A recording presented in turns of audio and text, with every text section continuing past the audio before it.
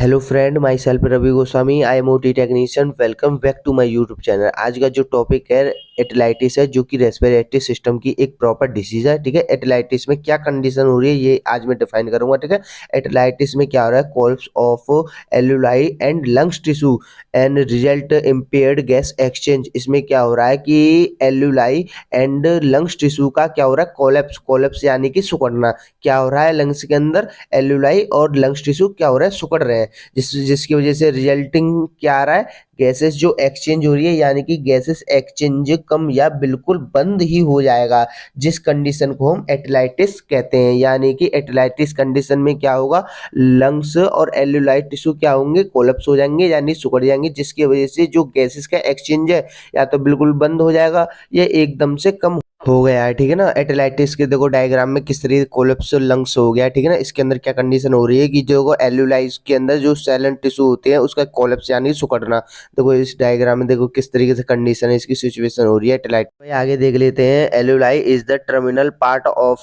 ब्रोंकोल्स tree where exchange of gases take place. इसका मतलब ये है कि जो एल्यूलाई होती है, भाई एल्यूलाई क्या काम कर रही है, गैसेस एक्सचेंज का काम कर रही है, यानी कि फिल्टर टाइप का कर रही है। क्या कर रही है, इसमें जो ब्रीथिंग लेते हैं उसको क्या करते हैं, उसमें से ऑक्सीजन क्या कर देती है, कैपिलरी टू हार्ट तक पहुंच जाती है। और जो CO2 होती है, जो बेस्ट सब्सटेंस होता है, उसको क्या एक्सचेंज कर दे, यानी कि बाहर की साइड फेंक देती है। ठीक है, ये इसका जो ब्रीथिंग साइकिल का प्रोसीजर होता है। उस कंडीशन में क्या हो रहा है कि एटलाइटिस भाई क्या है, एक डिसीज है जो कि रेस्पिरेटरी सिस्टम के अंदर हो रही है। डिसीज है लंग्स के अंदर, वो क्या कर रही है, कोलैप्स कर रही है, जिसकी वजह से जो एल्यूलाई होती है ना, वो सिकुड़ रही है। इस कंडीशन में ये है। ठीक है, आगे हम पढ़ देते हैं। It's many be acquired due to post operative chronic due to COPD। इस कंडीशन में क्या आ रही है, जो एक्वायर्ड एटलाइटिस आप लोगों को देखने को मिलेगी, वो ज्यादातर देखने को मिलेगी पोस्ट ऑपरेटिव केयर, यानी ऑपरेशन के बाद। भाई आप लोग सब जानते होंगे कि ऑपरेशन के बाद कुछ ना कुछ भाई कॉम्प्लिकेशन होता है, जैसे कि हेमरोज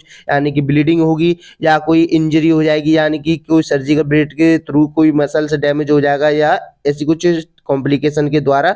एक ये भी कॉम्प्लिकेशन होती है जिससे कि एल्यूलाई का कॉन्ट्रैक्शन होता है, वो यानी कि सिकुड़ जाता है। ये कंडीशन आपको देखने को मिलेगी पोस्ट ऑपरेटिव केयर में। जो एक्वायर्ड कंडीशन क्या है कि COPD है, सब किसी पर्सन को COPD है। COPD यानी किसको बोलते हैं, जिसमें एम्पाइसीमा और ब्रोंकाइटिस हो रही हो। ठीक है ना, जिस भाई कंडीशन में ब्रोंकाइटिस और एम्पाइसीमा हो रही हो, उसमें भाई COPD, उसी को हम बोलते हैं COPD, जिसमें जिसकी वजह से एटलाइटिस भी देखने को मिलेगी। भाई कोलैप्स हो रहा है लंग्स का, जब ब्रीथिंग साइकिल नहीं हो पाएगी।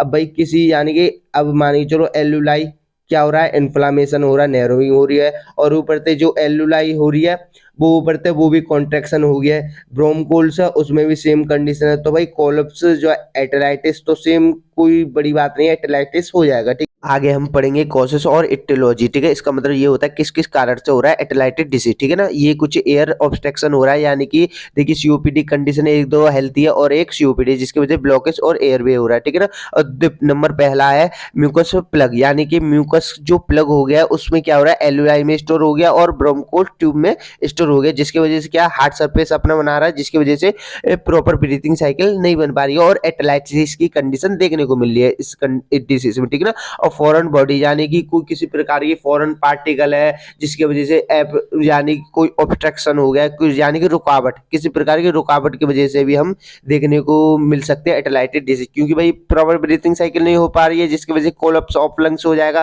ठीक है ना, और फिर तीसरे नंबर पर ट्यूमर, यानी कि ट्यूमर। अब भाई ट्यूमर किस कंडीशन में होता है, ट्यूमर उस कंडीशन में होगा जब cell and tissue abnormal growth करेंगे किसी जगह पर या पर्टिकुलर पार्ट में। तो सेम कंडीशन लाइक हो रही है कि लंग्स के अंदर cell and tissue abnormal cell और टिश्यू ग्रोथ कर रही है, जिसकी वजह से ट्यूमर टाइप स्ट्रक्चर बन रहा है, जिसकी वजह से ब्रीथिंग साइकिल प्रॉपर नहीं हो पा रही। ठीक है, और फिर चारवें नंबर पर ब्लड क्लोटिंग। भाई ब्लड क्लोटिंग क्यों होगी, जब या तो इंटरनल इंजरी हो रही है, इंटरनल इंजरी से क्या होता है कि एक्सटर्नल नहीं निकल पाती है ब्लड, यानी कि इंटरनल का मतलब ये होता है कि अंदर की साइड में, जिसकी वजह से ब्लड का क्लोटिंग हो जाता है और ब्लड क्लोटिंग की वजह प्रॉपर ब्रीथिंग साइकिल नहीं हो पा रही है। ठीक है ना, आगे हम पढ़ लेंगे COPD में हम क्या कौन कौन सी डिजीज देखते हैं, एक तो एम्पाइसीमा देखते हैं और ब्रोंकाइटिस देखते हैं। ठीक है ना, और इसकी वजह से हम एटलाइटिस डिजीज कॉमन सी बात है, इसकी वजह से हो जाती है। ठीक है ना, और अस्थमा वगैरह की वजह से हो जाता है। और एम्पाइसीमा में कौन सी कंडीशन हो रही है, जो एल्यूलाई टाइप स्ट्रक्चर होते हैं उसके अंदर क्या होता है, कॉन्ट्रैक्शन हो जाता है पर रिलैक्शन नहीं हो पाता, उस वजह से यानी कि एम्पाइसीमा हो जाता है।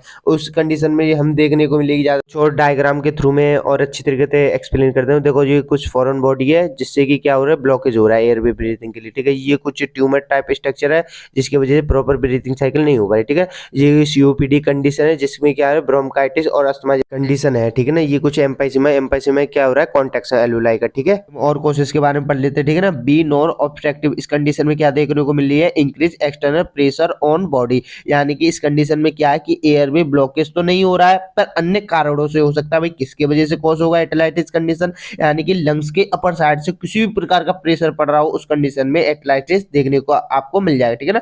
और नंबर पहला है चेस्ट ट्यूमर, यानी कि चेस्ट ट्यूमर। ट्यूमर की कंडीशन क्या होती है कि सेल एंड टिश्यू की एबनॉर्मल तरीके से ग्रोथ होती है, उस टाइप का ट्यूमर टाइप स्ट्रक्चर बन गया साहब, वो बन गया ट्यूमर। ट्यूमर की वजह से क्या होगा, ब्रीथिंग साइकिल होती है वो प्रॉपर नहीं हो पाती, जिसकी वजह से लंग्स कोलैप्स हो जाते हैं, ठीक है। और प्लूरल इन्फ्यूजन, अब भाई प्लूरल इन्फ्यूजन में क्या कंडीशन होती है, भाई प्लूरल जो इन्फ्यूजन आप सभी ने थोड़ा बहुत पढ़ा होगा कि जो आउटर लेयर होती है जिसको हम प्लूरल लेयर बोलते हैं, उसकी टू लेयर होते हैं, एक तो होते हैं पैराइटल लेयर और दूसरे नंबर पर होती है विसरल लेयर। उन दोनों के बीच में यदि फ्लूइड या फिर एयर भर जाए उसी को हम प्लूरल इन्फ्यूजन बोलते हैं, ठीक है ना। और लार्ज ट्यूमर, अब भाई एबनॉर्मल सेल एंड टिश्यू की ग्रोथ होगी, इनलार्जमेंट हो गया ट्यूमर का, उस टाइप से ब्रीथिंग साइकिल नहीं हो पा रही है और क्या कॉज हो रहा है, एटलाइटिस डिजीज, ठीक है। और निमोनिया, निमोनिया हम उसको कहते हैं कि लंग्स के अंदर, फेफड़ों के अंदर जो पानी बढ़ जाता है, पस का कलेक्शन हो जाता है, उस टाइप का निमोनिया। अब भाई निमोनिया वाले पेशेंट को क्या देखने को मिलेगा, भाई नाक बहेगी, सर्दी होगी, खांसी होगी, जुकाम होगा और फिर थोड़ा थोड़ा फीवर आएगा और यानी कि बहुत ज्यादा यानी कि वीकनेस रही, फटिगनेस, इस टाइप का आपको निमोनिया वाले देखने को मिलेंगे, ठीक है ना। स्केलेटल प्रॉब्लम, ठीक है। इस कंडीशन में क्या होगा कि मस्कुलर स्केलेटल की जो कंडीशन होगी उसमें प्रॉब्लम हो सकती है किसी प्रकार की, ठीक है ना।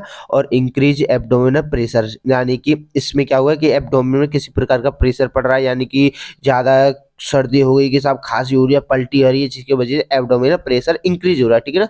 और सातवें नंबर पे अपर एब्डोमिनल एंड चेस्ट सर्जरी, यानी कि आप तो एब्डोमिन पेट की यानी कि सर्जरी हो रही हो या फिर चेस्ट की सर्जरी हो रही हो, उस कंडीशन में हम एटलाइटिस देखने को ज्यादातर मिल जाएगा, ठीक है ना। और इनलार्जमेंट लिम्फ नोड, ठीक है ना, इनलार्जमेंट हो गया लिम्फ नोड, इस वजह से भी एटलाइटिस कंडीशन हो जाएगी, जिसकी वजह से ब्रीथिंग साइकिल प्रॉपर नहीं हो पाई, ठीक है। ये कुछ इसकी पैथोफिथोलॉजी है। पैथोफिथोलॉजी का मतलब ये होता है कि ऐसी कौन सी कंडीशन हुई है पेशेंट को जिसकी वजह से एटलाइटिस डिसीज कॉज हो गई है उसको, ठीक है ना। आगे हम पढ़ते हैं due to aetiology. Due to aetiology का मतलब ये होता है कि किसी भी कॉज की वजह से क्या दिक्कत होने लगेगी पेशेंट को। Obstruction of passage of air from lungs to alveoli, यानी कि इस कंडीशन में क्या होगा कि जो एलुलाई की जो पैसेज है उसके अंदर ऑब्स्ट्रक्शन हो जाएगा किसी भी कॉज की वजह से, जिसकी वजह से क्या हो रहा है, जो पेशेंट है, पर्सन है, कोई भी इनहेल तो कर लिया ऑक्सीजन पर एक्सहेलेशन नहीं कर पाएगा, जिसकी वजह से स्टोर हो जाएगा किसके अंदर, एलुलाई के अंदर, ठीक है ना।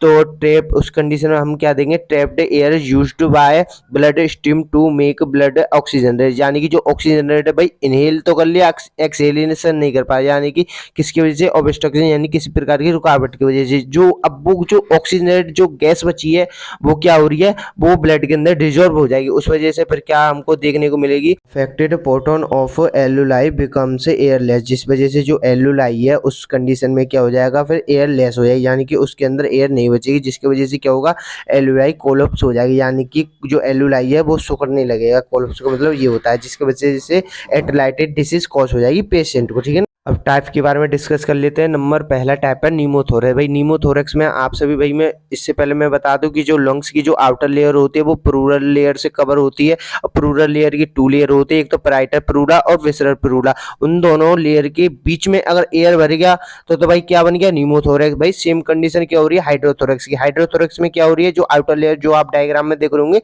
प्लूरल कैविटी से जो पूरे लंग्स कवर है उसके जो पैराइटल प्लूरा है और विसरल प्लूरा है उसके अंदर क्या हो गया, फ्लूइड का कलेक्शन हो गया, यानी कि स्टोर हो गया किसके अंदर, जो पैराइटल प्लूरा है और विसरल प्लूरा है, ठीक है ना, उसके अंदर क्या होगा, जो है फ्लूइड का स्टोर हो गया। और सेम कंडीशन भैया हीमोथोरेक्स भी होता है। हीमोथोरेक्स के अंदर यानी नाम से पड़ रहा है हीमोथोरेक्स, यानी कि ब्लीडिंग किसके अंदर हो रही है, प्लूरल जो लेयर है ना, प्लूरल लेयर, उसके अंदर जो टू लेयर होते हैं, एक तो पैराइटल प्लूरा और विसरल प्लूरा, उसके अंदर क्या होते हैं, ब्लीडिंग स्टोर हो जाती है। सेम कंडीशन भाई तीनों की, नीमोथोरेक्स नाम से पड़ रहा नीमोथोरेक्स के अंदर क्या हो रहा है, विसरल लेयर के अंदर किस चीज का स्टोर हो रहा है, एयर का, और हाइड्रोथोरेक्स के अंदर किस चीज का स्टोर हो रहा है भाई, फ्लूइड का, फ्लूइड हो गया या वाटर हो गया उस चीज का, ठीक है ना। और तीसरे नंबर पर भाई हीमोथोरेक्स। हीमोथोरेक्स में भैया सेम कंडीशन हो रहा है कि किसका वो कलेक्शन हो गया, जो ब्लड का, ठीक है ना। Same condition. Sign and symptom की तरफ चलते हैं। ये कुछ साइन और सिम्टम पेशेंट के हैं, यानी क्या क्या लक्षण आपको दिखेंगे पेशेंट के, ठीक है ना। हम पढ़ते हैं, there may be no above sign और सिम्टम ऑफ एटलाइटिस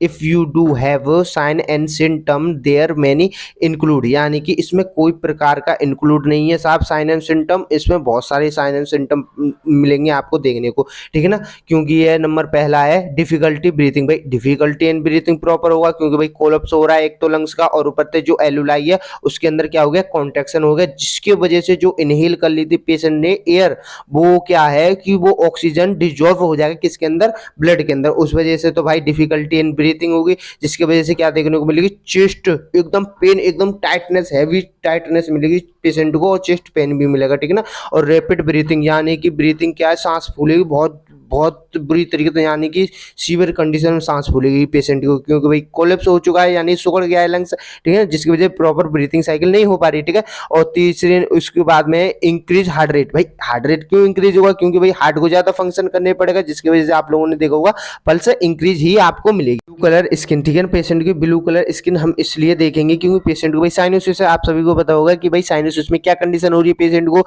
जो ब्लड के अंदर जो क्या है ऑक्सीजन लेवल डिक्रीज हो गया है, CO2 इंक्रीज हो गया, जिसकी वजह से पेशेंट को साइनोसिस दिखेगा। साइनोसिस यानी कि जो ब्लू कलर हो जाएगा स्किन का, लिप्स का, फिंगर का, ठीक है ना। और उसके बाद में हम देखते हैं रैपिड स्लो यानी ब्रीथिंग, यानी कि रैपिड यानी कि रुक रुक के होगी, स्लो ब्रीथिंग चलेगी, ठीक है ना। और वीजिंग साउंड आपको देखने में, घरघराहट की आवाज, जो बड़े बूढ़े थे घरघराहट उस टाइप की साउंड मिलेगी। और कफिंग, भाई खांसी के साथ कफिंग तो ऑब्वियसली आएगा, ठीक है ना। इस टाइप की साइन एंड सिम्टम होते हैं, ठीक है। डायग्नोसिस एवोल्यूशन, डायग्नोसिस में क्या होता है कि क्या क्या हम पेशेंट की टेस्टिंग कर सकते हैं, ठीक है ना। इसमें हम पहले करेंगे कि हिस्ट्री कलेक्शन करेंगे फैमिली वगैरह की, यानी फैमिली में किसी को हुआ है पर्सन को, उस टाइप का तो नहीं है इस पेशेंट को, ठीक है ना। इस टाइप की हम फैमिली हिस्ट्री कलेक्शन करेंगे। फिर उसके बाद में क्या है, फिजिकल एग्जामिनेशन करेंगे। फिजिकल एग्जामिनेशन भाई आपको दूर से ही दिखाई देगा कि पेशेंट की दो कुछ सिम्टम जो मोस्ट कॉमन रहते हैं, यानी कि रैपिड्स ब्रीथिंग साउंड सुनने को मिलेगी, यानी घरघराहट साउंड और क्रैकल्स साउंड सुनने को मिलेगी। फिर उसके बाद में दूसरे नंबर पर करेंगे हम चेस्ट एक्सरा। भाई चेस्ट एक्सरा हम ये देखेंगे पेशेंट के अंदर कि कौन सा पार्ट कोलैप्स हो गया, कितने लोब से कोलैप्स है और कितना स्पेस बचा है, इस टाइप का हमको विजन टाइप का हमको मिल जाएगा। फिर उसके बाद में हम देखेंगे कि पल्स ऑक्सीमीटर, यानी भाई पल्स ऑक्सीमीटर, भाई उसमें क्या होगा, जब भाई प्रॉपर ब्रीथिंग नहीं हो पा रही, ब्रीथिंग प्रोसेस नहीं हो पा रहा है, तो भाई हार्ट को ज्यादा फंक्शन करेगा, तो 90 से अपर मिलेगा आपको जो पल्स रेट मिलेगा। फिर सीटी स्कैन करेंगे, भाई किधर की साइड कोलैप्स हुआ है और शायद ट्यूमर वगैरह तो नहीं है, कुछ ऑब्स्ट्रक्शन तो नहीं हो गया है, उसकी वजह से क्या है कि सीटी स्कैन में ये सब चीज मालूम पड़ जाएगी। फिर उसके बाद में भाई ब्रोंकोस्कोपी करवाएंगे। ब्रोंकोस्कोपी इसलिए करवाते हैं, जो ब्रोंकोस्कोपी मैंने उस बार में जो डिसीज में मैंने आपको बताया हुआ कि ब्रोंकोज में ट्यूब टाइप डालेंगे, जिससे कि टॉर्च से विजन टाइप का मालूम पड़े। नॉन सर्जिकल मैनेजमेंट में भाई देख लेते हैं पेशेंट को हम सबसे पहले चेस्ट फिजियोथेरेपी करवाएंगे, फिर ब्रीथिंग एक्सरसाइज करवाएंगे। भाई ये किसी भी रेस्पिरेटरी डिसीज हो उसमें भाई मोस्ट कॉमन ही रहता है चेस्ट फिजियोथेरेपी और ब्रीथिंग एक्सरसाइज करवाते हैं हम पेशेंट को, ठीक है ना। फिर ब्रोंकोस्कोपी करवाएंगे। फिर ड्रेन ट्यूब, यानी ड्रेन ट्यूब जो होता है सर्जिकल प्रोसीजर टाइप का होता है। इसमें क्या है कि थोड़ी देर पहले हमने जो डिस्कस किया था, जो लंग्स के अंदर आउटर लेयर होते हैं, यानी कि प्लूरल लेयर, जिसके अंदर 2 लेयर होते हैं, एक तो पैराइटल प्लूरा और विसरल प्लूरा। उसके अंदर अगर भाई एयर भर गई है तो न्यूमोथोरेक्स है, अगर उसके अंदर जो फ्लूइड भर गया है तो हाइपोथोरेक्स है, अगर उसके अंदर ब्लीडिंग हो गई है किसी प्रकार से तो भाई हीमोथोरेक्स है। भाई हीमोथोरेक्स से नाम से पता पड़ा कि हीमरोज, यानी कि ब्लीडिंग होना किसी पेशेंट को, ठीक है ना। इस टाइप की क्या होती है कि जो प्रोसीजर थे हम रिमूव करते हैं, उस टाइप को हम ब्रोम यानी कि ब्रेंच ट्यूब भी बोलते हैं, ठीक है। जिसकी वजह से क्या होता है कि रिमूव हो जाता है, ये वेस्ट सब्सटेंस होता है ना, जिसकी वजह से ये जो कोलैप्स हो रहा है लंग्स, जो वो क्या होता है वो रिमूव हो जाता है। फिर उसके बाद भाई सर्जिकल प्रोसीजर में देख लेते हैं लोबोस्टोमी हम करवा देंगे पेशेंट को, ठीक है ना। थैंक यू फॉर वॉचिंग मी। भाई आप लोगों के लिए हम इतनी नॉलेज वाली वीडियो लेके आते हैं, भाई अच्छा लगे तो भाई आप लाइक कीजिए और भाई बेल आइकन ऑन कर दिए, जिससे भी किसी भी प्रकार की नोटिफिकेशन आप तक पहुंचे। और भाई सब्सक्राइब कीजिए और शेयर कीजिए अपने दोस्तों तक। भाई सब्सक्राइब कीजिए, क्योंकि भाई आप लोगों के लिए भाई इतनी हम मेहनत करते हैं, सुबह के टाइम पे उठते हैं, कॉलेज भी अटेंड करता हूँ, फिर हॉस्पिटल भी जाता हूँ, फिर उसके बाद भाई समय निकाल के आप लोगों के लिए यार इतनी नॉलेज वाली मैं वीडियो लाता हूँ। भाई सब्सक्राइब तो भाई बनता है।